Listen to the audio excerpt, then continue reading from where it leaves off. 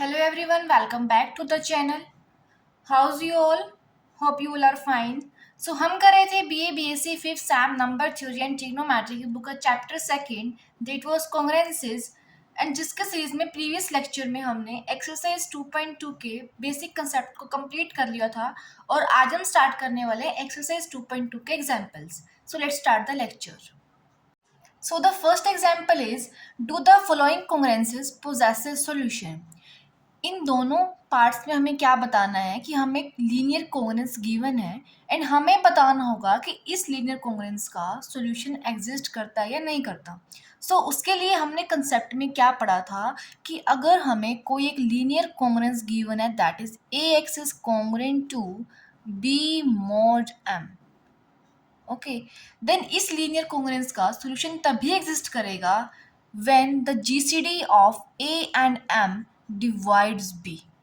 Okay, so इन दोनों parts में हम क्या करेंगे, गिवन लीनियर कोंग्रुएंस को कंपेयर करेंगे with A x is congruent to B mod M and then हम फाइंड आउट करेंगे कि ये जो जीसीडी है ए एंड एम की वो बी को डिवाइड करती है या नहीं करती. अगर ये कंडीशन होल्ड कर जाती है देन हम कहेंगे कि लीनियर कोंग्रुएंस का सॉल्यूशन एग्जिस्ट करता है, अदरवाइज नहीं करता. हमें फर्स्ट गिवन है that is 84x is congruent to 16 mod 35. इसे हम कंपेयर करते हैं ax is congruent to b mod m से. हमें मिलता है a की वैल्यू है 84, b की वैल्यू है 16 एंड m की वैल्यू है 35. Now we have to find out the GCD of A and M. That is, we have to find out the GCD of 84 and 35. अब आपको पता है कि हम दो नंबर का GCD कैसे फाइंड आउट करते हैं. हमने क्या था लॉन्ग डिवीजन मेथड. करते हैं हम find out GCD of 84 and 35. इसमें 84 जो होगा वो होगा dividend and 35 acts as divisor. 35 into 2 that is 70 and remainder will be 14. Now 14 acts as divisor and 35 acts as dividend.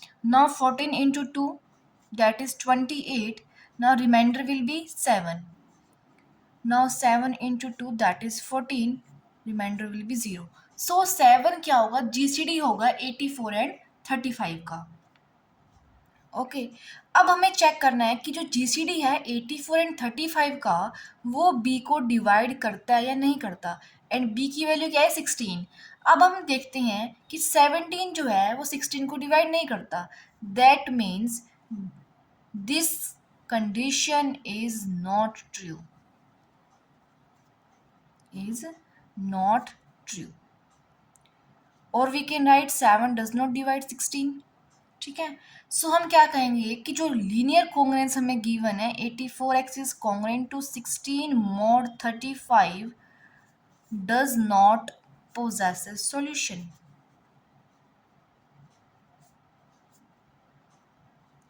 Okay, अब देखते हैं इसका सेकंड पार्ट. सेकंड पार्ट हमें गिवन है 135x is congruent to 6 mod 10. Okay, इसे हम compare करें A x is congruent to B mod M से. देन हमें मिलता है ए की वैल्यू 135, बी की वैल्यू 6 एंड एम की वैल्यू है 10. ओके, अब जीसीडी किसका फाइंड आउट करना है, ए एंड एम का. That means GCD of 135 and 10. इसे भी हम फाइंड आउट करेंगे लॉन्ग डिवीजन मेथड से. हमें क्या मिलेगा 10 into 1 that is 10. Reminder will be 35. Now 10 into 3 that is 30. Remainder will be 5. Okay, 5 into 2 will be 10. Remainder will be 0. GCD of 135 and 10 equals to 5. अब हमें चेक करना है कि 5 जो है वो b को डिवाइड करता है या नहीं करता है. एंड b की वैल्यू क्या है 6. हमें पता है कि 5 जो है वो 6 को डिवाइड नहीं करता. हम क्या लिखेंगे, this condition is not true. Okay, that is 5 does not divide 6. हम क्या कहेंगे 135x is congruent to 6 mod 10 does not possess a solution. Okay इस एग्जांपल में हमें सिर्फ यही फाइंड आउट करना था कि जो हमें गिवन कॉन्ग्रेंस है उसका सॉल्यूशन एग्जिस्ट करेगा या नहीं करेगा. सो हमने क्या किया, सिंपली उसे कंपेयर किया है with the general form that is A x is congruent to B mod m. Then हमने कंपेयर करके वैल्यू फाइंड आउट करी है ए बी एंड एम की. देन जीसीडी फाइंड आउट किया है ए एंड एम का. फिर हम चेक करते हैं कि वो जीसीडी जो है वो बी को डिवाइड करता है या नहीं करता. अगर वो डिवाइड करता होगा देन उसका सॉल्यूशन एग्जिस्ट करेगा, अदरवाइज नहीं करेगा. So this completes your example number first. Now moving on to the next example. Now the second example is solve the following congruencies. जिसमें फर्स्ट पार्ट हमें गिवन है 3x plus 2 is congruent to 0 mod 7. अब देखो इस example में हमें क्या करना है, गिवन कॉन्ग्रेंस को सॉल्व करना है. ओके मीन्स हमें सॉल्यूशन फाइंड आउट करना है. तो जो फर्स्ट स्टेप होगा तो हम क्या शो करेंगे कि इस कॉन्ग्रेंस का सॉल्यूशन एग्जिस्ट करता है. ओके फर्स्ट स्टेप में हम क्या शो करेंगे कि इस कॉन्ग्रेंस का सॉल्यूशन एग्जिस्ट करता है. देन हम शो करेंगे इसका सॉल्यूशन कैसे फाइंड आउट होगा. ओके सो सेकेंड स्टेप में जो हमें वर्किंग रूल जो है वो फॉलो करने पड़ेंगे जो हमने कंसेप्ट में हमने स्किप कर दिए थे. For example when m and a are very large या सो ऑन. सो हम देखेंगे हमें गिवन कॉन्ग्रेंस के अकॉर्डिंग हमें कौन सा वर्किंग रूल अप्लाई करना है. सो जो फर्स्ट स्टेप है दैट वाज हम कंपेयर करते थे इसे A x is congruent to B mod M से. राइट अब हम क्या करेंगे इस लीनियर कॉन्ग्रेंस में थोड़ा मॉडिफिकेशन. एंड वो कैसे, हम दोनों साइड्स सब्ट्रैक्ट कर देंगे 2. सो हमें मिलेगा 3x is congruent to -2 mod of 7. Okay अब इस कॉन्ग्रेंस को हम कंपेयर कर रहे हैं इससे. देन हमें मिल रहा है a की वैल्यू 3, b की वैल्यू है -2 एंड m की वैल्यू है 7. ओके अब हमें क्या फाइंड आउट करना है, GCD of a and m.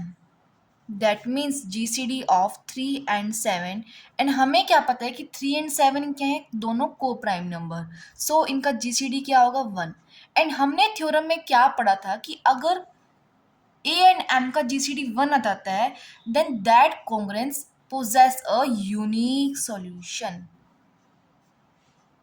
Okay and अगर हम चेक कर रहे हैं कि ये जीसीडी बी को डिवाइड कर रही है या नहीं कर रही, दैट मीन्स 1 डिवाइड्स -2 और नॉट. सो ये कंडीशन भी यहाँ होल्ड हो रही है. अब हमें फाइंड आउट करना है इसका सॉल्यूशन क्या होगा. सो उसके लिए हम क्या करेंगे, देखो हमें गिवन हो गई 3x is congruent to -2 mod of 7. Okay और इसी गिवन कॉन्ग्रेंस के अकॉर्डिंग हमें एक ऐसा एक्सप्रेशन लिखना है जिसके लेफ्ट हैंड साइड में होगा 0 इज कॉन्ग्रेंट टू मोड 7 होगा एज इट इज. एंड यहाँ हमें एक ऐसा नंबर चूज करना है जो 7 का मल्टीपल हो एंड हम इन दोनों को ऐड करें तो वो डिविजिबल हो 3 से.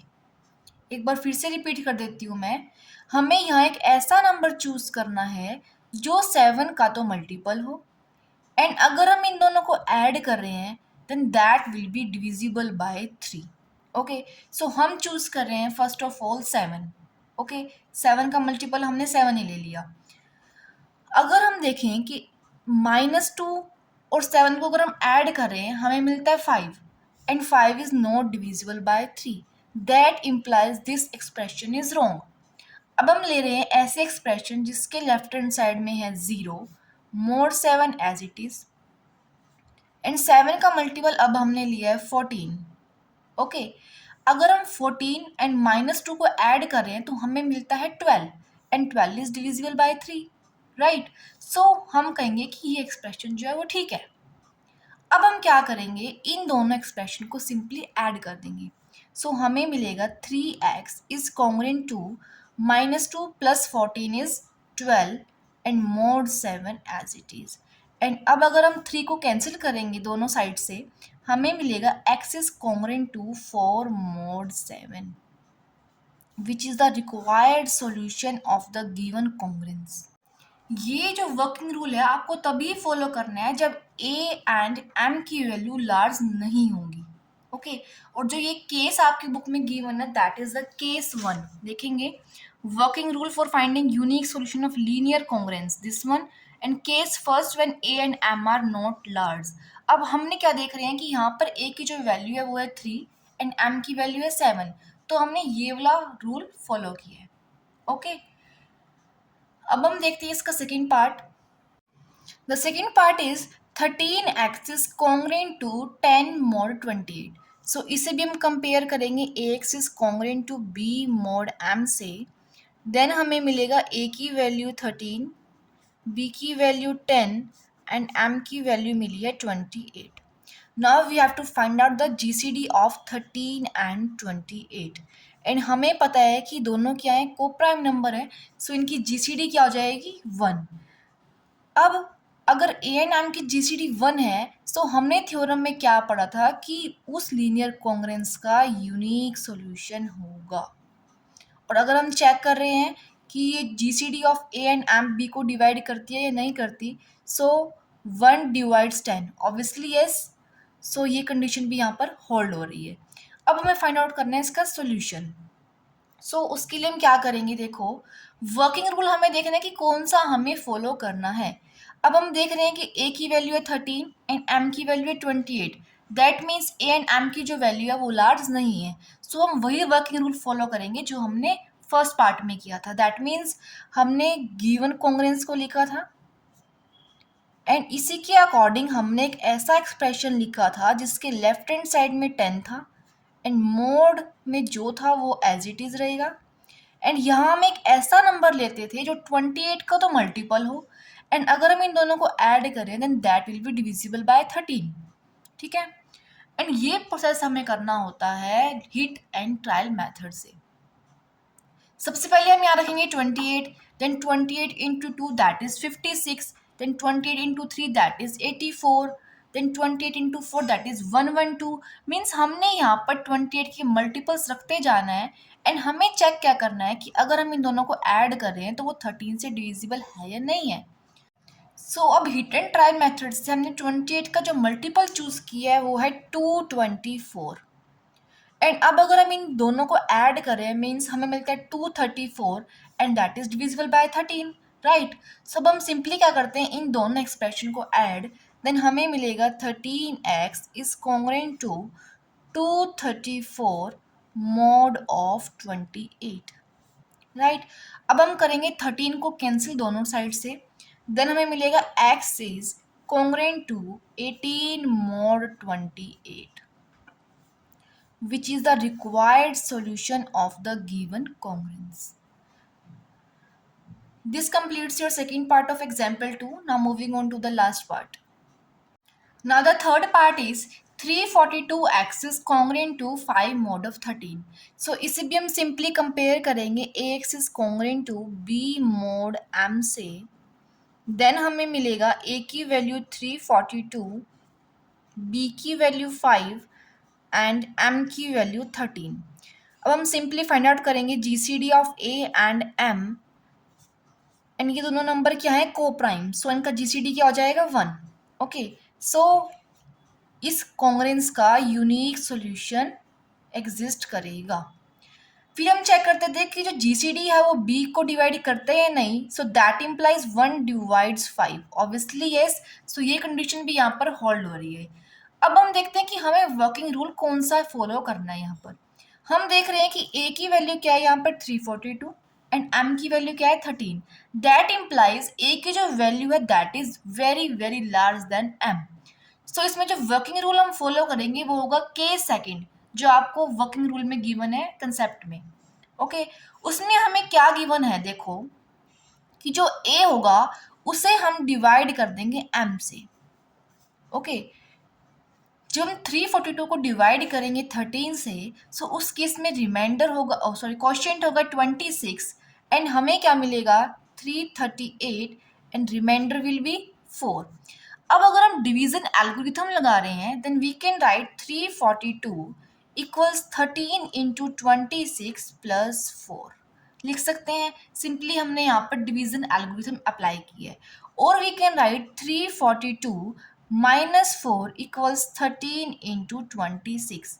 अब देखो हमने इस एक्सप्रेशन से शो कर दिया है 342 minus 4 as some integral multiple of 13.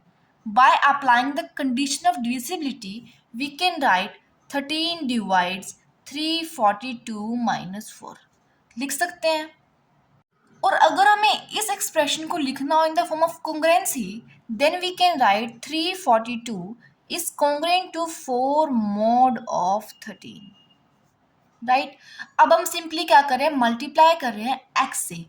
Then we get 342x is congruent to 4x mod of 13.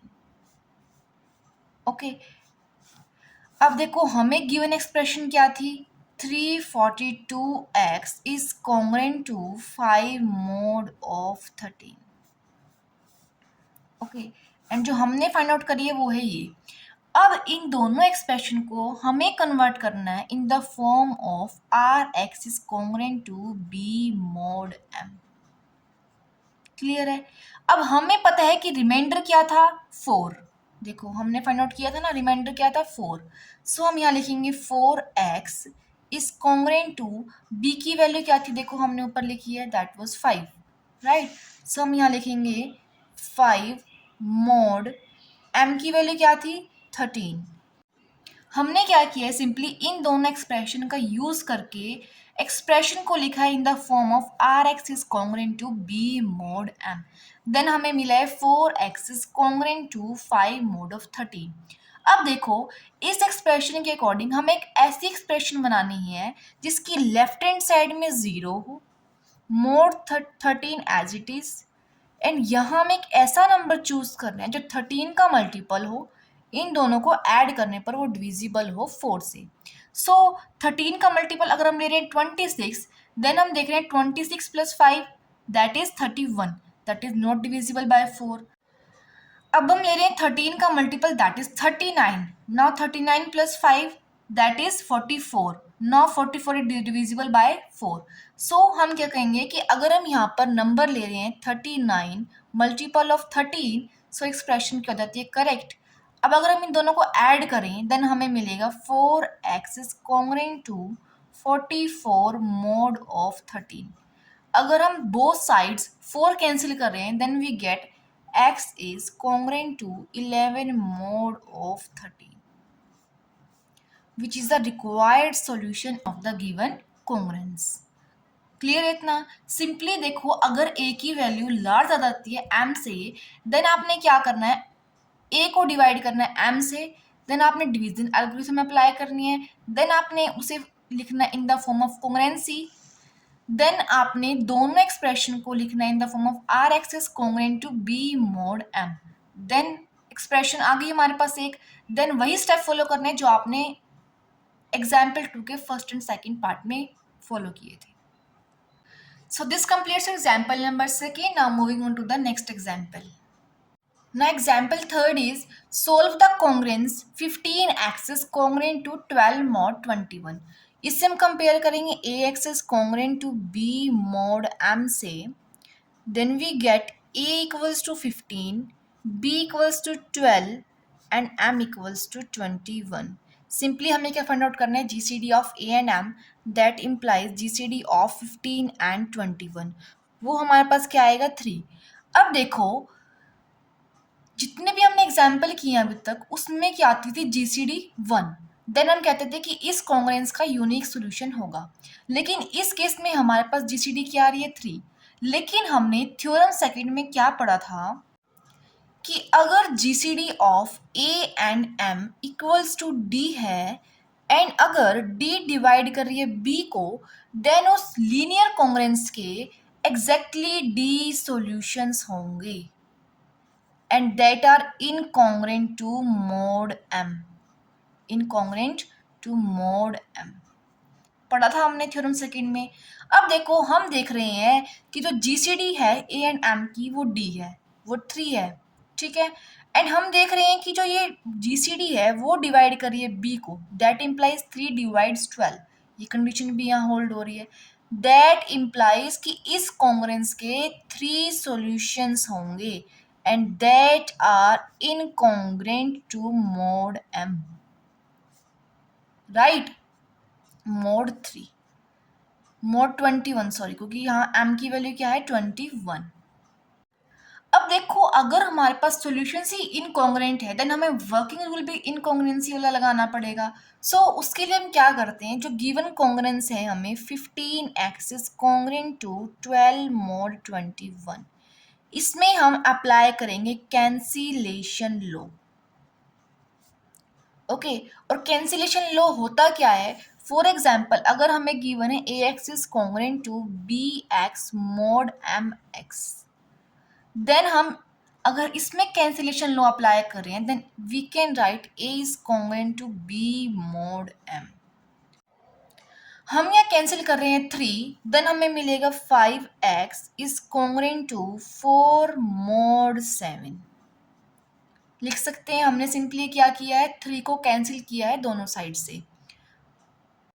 अब हमें इस एक्सप्रेशन के अकॉर्डिंग ऐसा एक्सप्रेशन बनाना है जिसके लेफ्ट हैंड साइड में 0 हो, मोड में जो है वो एज इट इज रहेगा, एंड यहाँ हम एक ऐसा नंबर चूज करेंगे जो 7 का मल्टीपल होगा, इन दोनों को ऐड करने पर वो 5 से डिविजिबल होगा। अगर हम चूज करें यहाँ 14, 7 into 2 that is 14, 14 plus 4 that is 18। Now 18 is not divisible by 5, so जो मल्टीपल लिया हमने वो रॉन्ग है। अब अगर हम ले रहे हैं 21, then 21 plus 4 that is 25, now 25 is divisible by 5, so जो हमने मल्टीपल लिया दैट इज 21, वो यहाँ करेक्ट है। ओके, अब हम सिंपली क्या करेंगे, इन दोनों को ऐड, देन हमें मिलेगा 5x is congruent to 25 mod 7, right. अगर हम कैंसिल करें दोनों साइड्स 5, सो हमें मिलेगा x is congruent to 5 mod of 7। अब हम इस एक्सप्रेशन को लिख सकते हैं 7 डिवाइड्स x माइनस 5, और we can write x minus 5 as some integral multiple of 7, let that integer be k belongs to integer. So हमें एक्सप्रेशन मिल गई है x minus 5 equals to 7k। लेकिन हमने ऊपर क्या कहा है कि इस कॉन्ग्रुएंस के 3 सॉल्यूशंस हैं, राइट। सो 3 सॉल्यूशंस के लिए हम k की वैल्यू जो है वो पुट करेंगे 0, 1 एंड 2।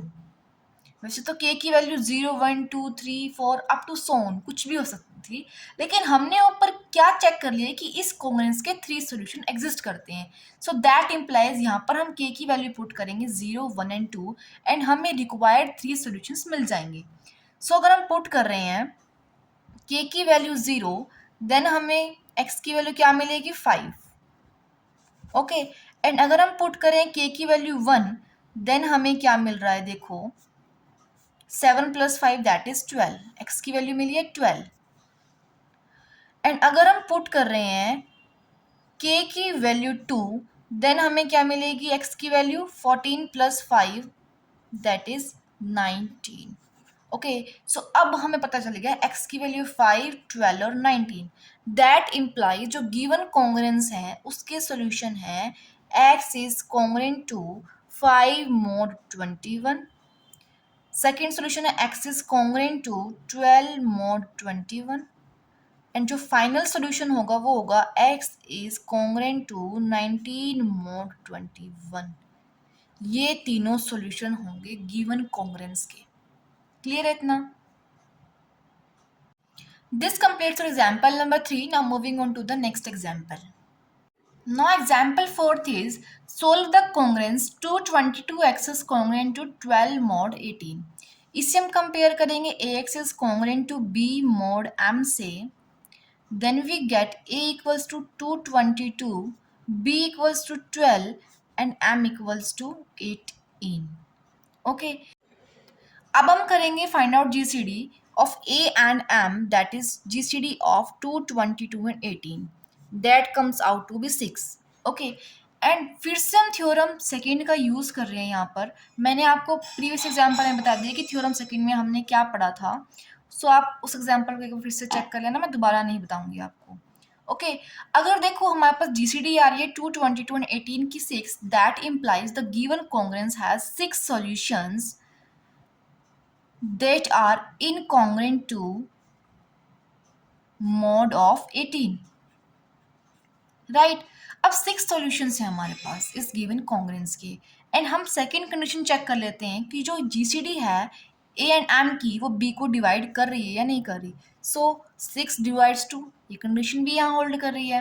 ओके, अब हम करते हैं इसका सोल्यूशन। बिल्कुल सेम स्टेप्स हमने फॉलो करने हैं जो हमने एग्जाम्पल थर्ड में किए थे। सबसे पहले हमने अप्लाई किया था cancellation law, right.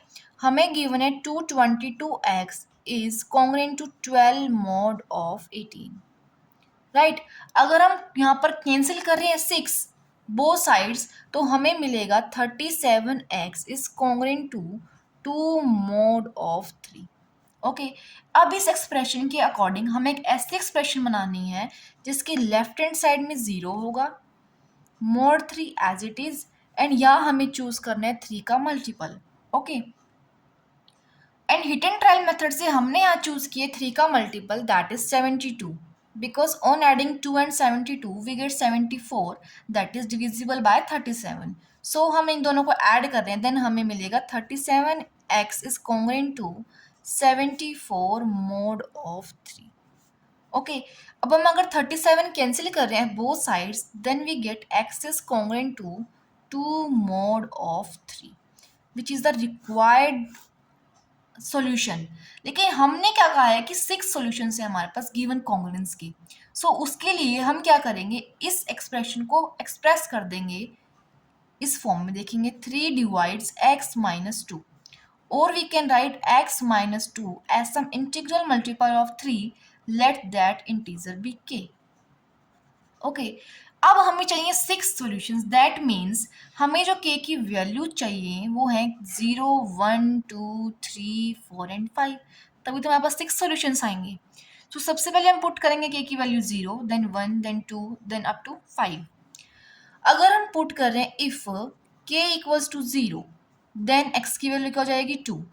If k equals to 1, then x की वैल्यू क्या हो जाएगी 3 into 1 that is 3 plus 2 that is 5। If k equals to 2, then x की वैल्यू आपको क्या मिलेगी 8। If k equals to 3, then x की वैल्यू हो जाएगी 11। If k equals to 4, x की वैल्यू हो जाएगी 14। And if k equals to 5, then हमें x की वैल्यू मिलेगी 17। क्लियर है, हमारे पास अब 6 सॉल्यूशंस आ गए। For example x is congruent to 2 mod of 18। Second one is x is congruent to 5 mod of 18. Third one is x is congruent to 8 mod of 18. Okay, similarly हम यहाँ 6 के 6 solution लिख देंगे। ओके, यहाँ 8 है, 11 14 17 mod 18 जो है वो एज इट इज रहेगा। और अगर हमें इसे शॉर्ट फॉर्म में लिखना हो, देन हम लिखते हैं x is congruent to 2 5 8 11 14 17 mod of 18। Okay, so हमने 6 सॉल्यूशन जो है फाइंड आउट कर दिए। So this completes example number 4। Now moving on to the next example. So the fifth example is find the least positive incongruent solution of 7x is congruent to 5 mod 256। इसे भी हम compare करेंगे ax is congruent to b mod m से, then we get a equals to 7, b equals to 5 and m equals to 256। Now the GCD of a and m, that is GCD of 7 and 256, that will be 1। सो हमें पता है कि अगर a and M की GCD 1 आ जाती है, then that linear congruence possesses unique solution, right. And next condition हम क्या चेक करते हैं कि जो डी है वो बी को डिवाइड करता है या नहीं करता। सो हम चेक करेंगे जो 1 है वो 5 को डिवाइड करता है। सो ये कंडीशन भी यहाँ होल्ड करती है। सो अब हम क्या कहेंगे कि इस लीनियर कॉन्ग्रुएंस का सॉल्यूशन एग्जिस्ट करता है and that is unique. Okay, and अब हमें चेक करना है कि सॉल्यूशन फाइंड आउट करने के लिए हमें वर्किंग रूल कौन सा अप्लाई करना है। सो उसके लिए हम देख रहे हैं कि ए की वैल्यू जो है दैट इज 7 एंड एम की वैल्यू क्या है 256। दैट इम्प्लाइज एम की जो वैल्यू है that is very very large. So इसके लिए जो वर्किंग रूल हम फॉलो करेंगे that will be the case 3 that is given in the concept. Okay, so उसके लिए हम क्या करते हैं, जो जीसीडी आई है हमारे पास 7 एंड 256 की, दैट इक्वल्स टू 1, हम इस जीसीडी को एक्सप्रेस कर देंगे as the linear combination of 7 and 256. So GCD of 7 and 256 को हम एक्सप्रेस करें as the linear combination of 7 and 256, that will be 7 के कॉरस्पॉन्डिंग जो हम इंटीजर ले रहे हैं वो ले रहे हैं m, एंड 256 के कॉरस्पॉन्डिंग जो हम इंटीजर ले रहे हैं वो है n, एंड इन दोनों को हम कर रहे हैं ऐड. सो हमने जो एक्सप्रेस किया जीसीडी को as a linear combination of two integers वो है 1 इक्वल 7m प्लस 256n. अब देखो हमने एक्सरसाइज 1.2 के एग्जाम्पल्स में क्या देखा था. देखो हम करते थे कि जो डिविडेंड लेते थे बड़े इंटीजर को, मीन्स 256 को लेंगे हम यहाँ पर, एंड उससे उसके ऊपर हम अप्लाई करते थे डिवीजन एल्गोरिथम, राइट. सो हम 256 के ऊपर अगर डिवीजन एल्गोरिथम अप्लाई कर रहे हैं देन हमें मिल रहा है 256 when divided by 7 the quotient will be 36 and the remainder will be 4. देन क्या होता था कि जो ये डिवाइजर है वो एक्ट करता था एज अ डिविडेंड, मीन्स 7 यहाँ होगा अब डिविडेंड, एंड जो 4 जो रिमाइंडर था पिछले केस में वो अब यहाँ क्या हो जाएगा divisor. Now 7 equals 4 into 1 plus 3 as remainder. Okay, अब क्या होगा 4 बन जाएगा डिविडेंड एंड सॉरी हाँ 4 बन जाएगा डिविडेंड एंड 3 बन जाएगा divisor. 4 equals to 3 into 1 plus 1. Similarly हम यहाँ 3 को लिख रहे हैं इक्वल्स टू 1 इंटू 3, एंड ये प्रोसेस हम कब तक करते हैं जब तक हमारे पास रिमाइंडर जो होता है वो 0 नहीं आ जाता. ओके, अब हमने लिखा है 3 equals to 1 into 3 plus 0, means remainder हमारे पास क्या आ गया है 0. अब हम सिंपली क्या करेंगे, इन चारों इक्वेशन में से रिमाइंडर की वैल्यू फाइंड आउट करेंगे. मीन्स 4 की वैल्यू हम फाइंड आउट कर रहे हैं तो वो आ रही है 256 माइनस 7 इंटू 36. ओके, और यहाँ से फाइंड आउट करें 3 की वैल्यू तो वो आएगी 7 माइनस 4 इंटू 1, एंड यहाँ से फाइंड आउट करें 1 की वैल्यू तो वो आने वाली है 4 माइनस 3 इंटू 1. सो हम लेके चलते हैं रिमाइंडर जो हमारे पास लास्ट इक्वेशन में आता है. 0 तो हम नहीं लेंगे, उससे अबव वाले केस में जो हमारे पास रिमाइंडर है वो है 1. सो उसकी वैल्यू क्या है हमारे पास 1 इक्वल्स 4 माइनस 3 इंटू 1, राइट. अब हम क्या करेंगे, जो ये 3 है इसकी वैल्यू हम अबव स्टेप में से पुट कर देंगे. फॉर एग्जाम्पल देखो यहाँ पर देखो, सो हम पुट करें 4 माइनस 3 की वैल्यू है 7 minus 4 into 1. Okay, into 1 as it is.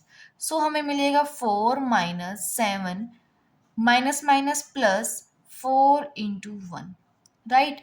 अब हम कर देंगे ऐड. देखो इस 4 को एंड इस 4 को हम अगर कंबाइन करें तो हमें मिलेगा 4 इंटू 2 माइनस 7 इंटू 1, राइट. अब देखो हम इस 4 की वैल्यू पुट कर सकते हैं इस टाइप से, कर सकते हैं. सो करते हैं, देखो 256 minus 7 into 36 into 2 as it is minus 7 into 1. ये बिल्कुल सेम स्टेप्स हैं जो हमने एक्सरसाइज 1.2 के एग्जाम्पल में किए थे. ठीक है, मैं अब यहाँ पे रिपीट नहीं करूँगी, होप सो कि वो आपको आता होगा. सो अब हमने क्या किया है, यहाँ सिंपली 4 की वैल्यू पुट आउट करिए. अब करते हैं इसको सॉल्व, तो हमें मिलता है 256 इंटू 2 माइनस 7 इंटू 36 इंटू 2, उससे हम लिख रहे हैं 7 इंटू 72, मीन्स 36 इंटू 2 हमने लिख दिया 72 माइनस 7 इंटू 1 इक्वल्स 256.2. अगर हम इन दोनों को कंबाइन करें तो हमें मिल रहा है 7 इंटू 73, राइट. अब देखो हम इसे लिख सकते हैं 1 equals 256 into 2 plus 7 into minus 73. और वो हमने क्यों लिखा, क्योंकि हमें जीसीडी को एक्सप्रेस करना होता है in the form of M P plus A Q.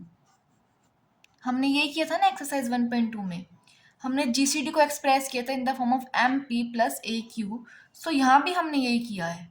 ठीक है, इस जीसीडी को एक्सप्रेस कर दिया इन द फॉर्म ऑफ, इसको हम ले लेते हैं एम, इसको हम ले लेंगे पी, इसको ले लेंगे ए, इसको ले लेंगे क्यू. ओके, एंड ये स्टेप्स हम कर क्यों रहे हैं, क्योंकि हमें सिंपली बी की वैल्यू फाइंड आउट करनी है. ओके, हम जो है वो बी की वैल्यू फाइंड आउट कर रहे हैं।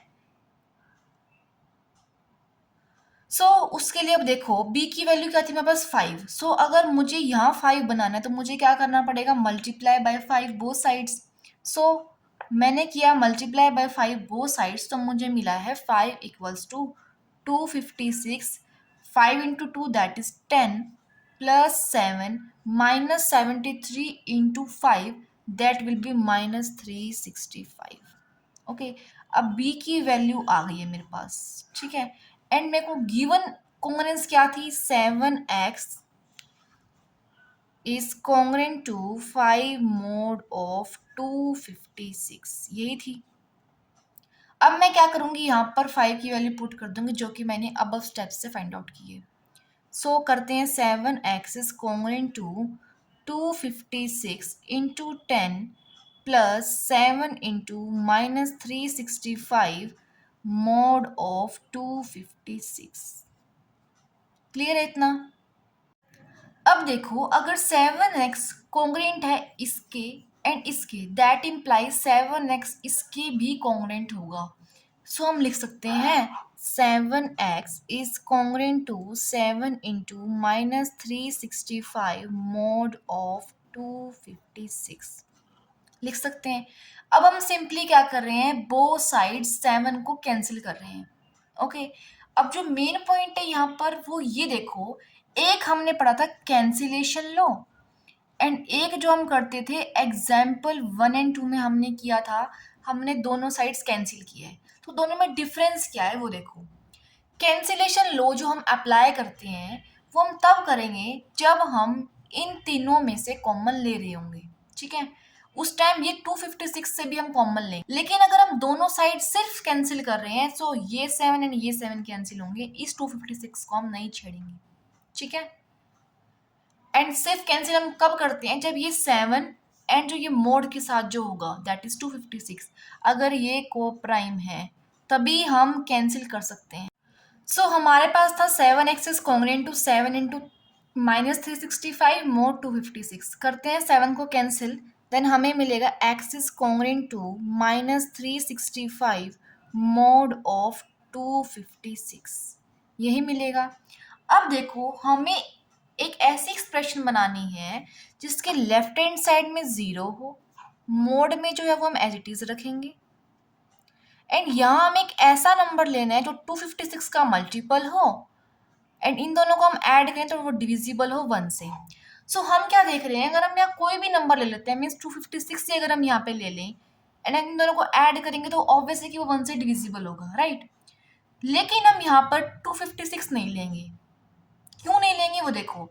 अगर हम 256 एंड माइनस 365 को अगर ऐड कर रहे हैं हमारे पास एक नेगेटिव टर्म आएगी, लेकिन हमारा मोटिव क्या होता है कि हमें यहाँ पर एक पॉजिटिव टर्म बनानी होती है।